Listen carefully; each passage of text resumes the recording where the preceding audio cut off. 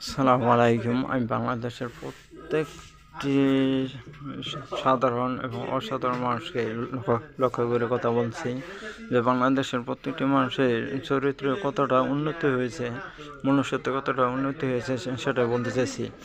যে ভাই, মগরা বাড়িতে যে পাঠা ব্যবহার করা হয় বীজ দেওয়ার জন্য, একটা ছাগলকে বীজ দেওয়ার জন্য, সেই পাঁঠার কাছে আর 30 বছরের বুড়ো একটি ছাগলের যে মূল্যায়ন 1 বছরের ছাগলের ঠিক একই মূল্যায়ন। তার কাজ হচ্ছে বীজ দেয়া।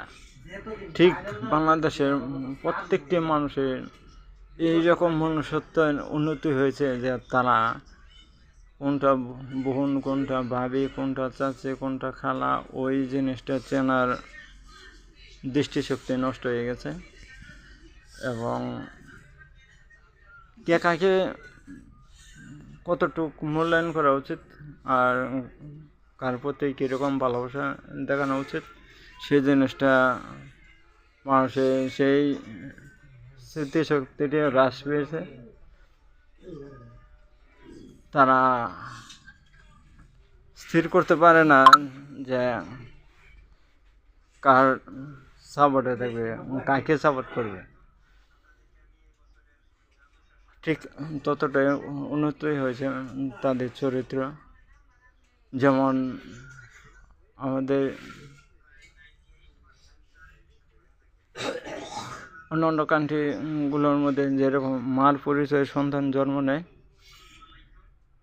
ওই নারীগুলো তাদের সন্তানকে একটি বেবি হকার অথবা একটি ট্রলিতে রেখে তারা কুকুরের বাচ্চাকে কোলে নিয়ে ঘুরে। কুকুরের বাচ্চার তার পাছায়ও চুমু দেয়, কিন্তু তার সন্তানকে একটা চুমু দেয় না। ঠিক পুরো বিশ্বের জাতিদের মধ্যে বাংলাদেশের জাতিদের এইরকম উন্নতি হয়েছে। আমি কী কারণে কথাটা বললাম আপনারা আমাকে কমেন্টে জানাবেন। কেউ যদি বুঝে থাকেন বিষয়টা আমাকে কমেন্টে জানাবেন। তো কী কারণে কথাগুলো বললাম, এরকম কথা বলার দরকার ছিল না, কিন্তু কেন বললাম।